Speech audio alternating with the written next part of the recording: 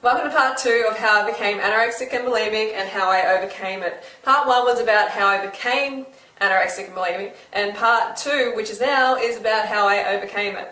So I started working in a gym and everyone around me was pretty into nutrition, and I was too. I was always into nutrition, but I really didn't have a clue about what good nutrition was about. So I found the raw food movement, and I couldn't hardly find any information on the raw food movement at all. I went to libraries, went to bookshops, everything, and there was just hardly anything on it. And if there was, I got it and I devoured it.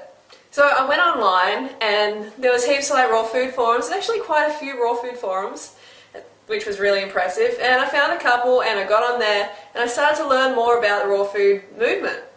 And in the start I was having cacao and high fatty dishes, which for my eating disorder at the time were not good at all. In my mind I was like, this is the way, this is the raw food is definitely the way that I'm going to cure myself of this urge to restrict my calories and to purge. But the high fat version that I had found just did not feel right. I wasn't feeling that much better than when I was eating a lot of shit.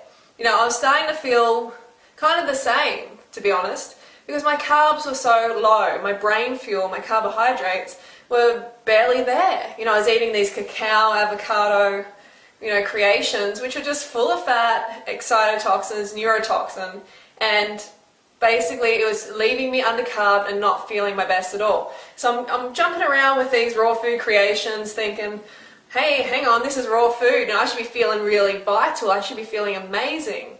And I just wasn't getting that. So I looked around further, I'm like, there's got to be something more to this. I know this raw food thing is the answer, but I'm just not getting, the results that I feel I should be. So I searched around, I went to a raw food picnic, there was a girl there, she was eating 10 mangoes in a row, and I was like, she was really glowing, I'm thinking, this sister, she knows what's going on, something's going on here, what is she doing? So I gave her a raw interrogation, and she just, told me all about Doug Graham. Before that, I'd only heard of Doug Graham via one of the forums, which there was a guy in there and he was totally writing off Doug. He was hating on him big time. And, when people hate on other people like that, that just for no good reason, the guy is promoting fruits and vegetables, come on, how can you hate on someone like that? When people are hating like that, then I just sort of think, yeah, this person loses all credibility in my eyes. And they're not trying to help anyone, they're just trying to put someone down. So I researched further on Doug Graham because he was talking about Doug Graham. He's going, oh, Doug Graham this, Doug Graham that, he's this and that. I'm like, alright buddy, just put some fruit in that mouth and carb up, will you?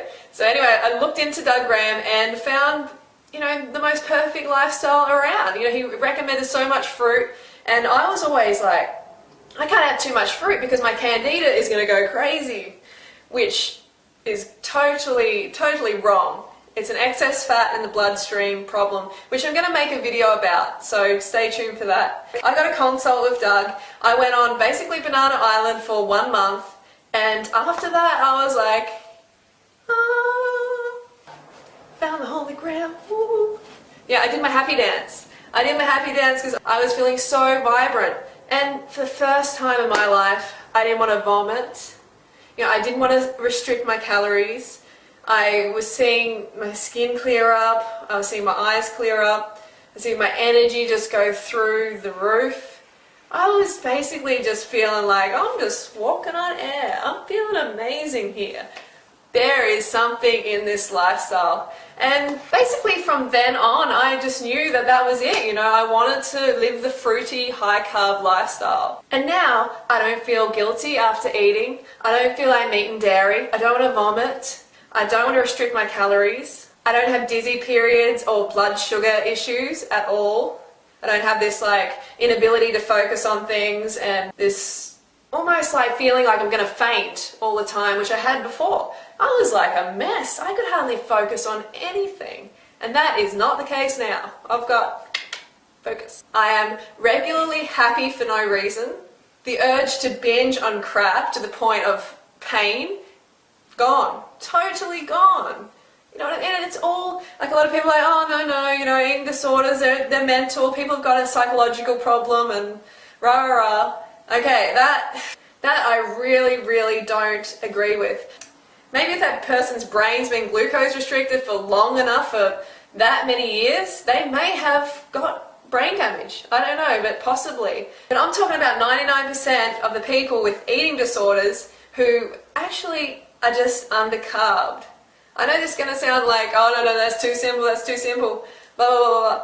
For most people that is that simple, because if you're getting enough glucose to your brain via carbohydrates, then it's going to function properly. If you're not, then it's not going to function properly. That's how it goes. But I hear a lot of people saying, oh, but how do you bridge that gap between, wanting to actually nurture yourself and get that glucose to your brain? Well, that can be difficult. For me, it came out of desperation, and I think this happens for a lot of people. That urge to you're just like, whoa, I don't know what else to do. I'm at my wit's end. I just need to change now. And for a lot of people, that's what does bring them to a healthier way of living. So for me, I had to change, or else I don't know where I'd be today.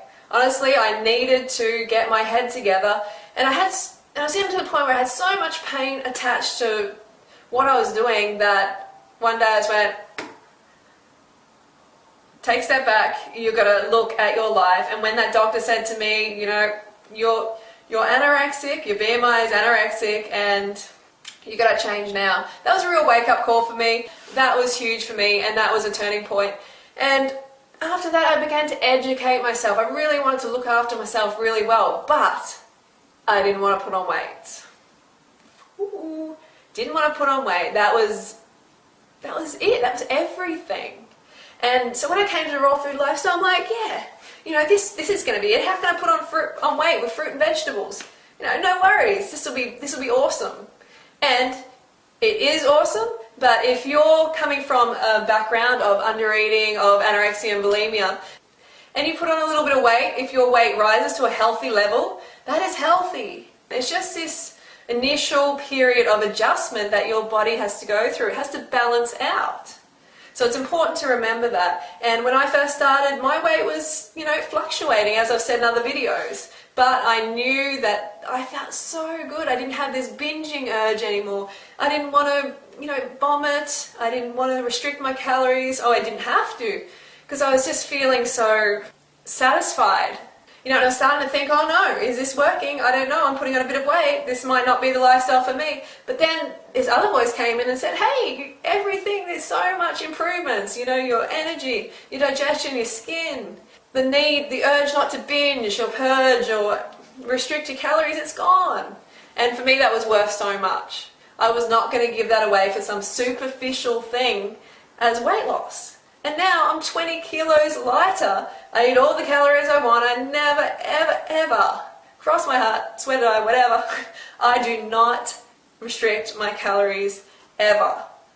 The last time I did it was years and years ago, and God, if you want to live an abundant life, then restricting something, like restricting real food, nature's gifts, fruits and vegetables, then you're not going to get it. Trust me, you're not going to live abundantly. You're still going to be in this deprivation, diet, merry-go-round mentality. So you've got to step off that and you've got to carb up. So it's all about carving up. I'm just going to wind it up now. So you may have to get to a point in your life where you're experiencing so much pain from what you're doing now that it tips you over the edge into changing.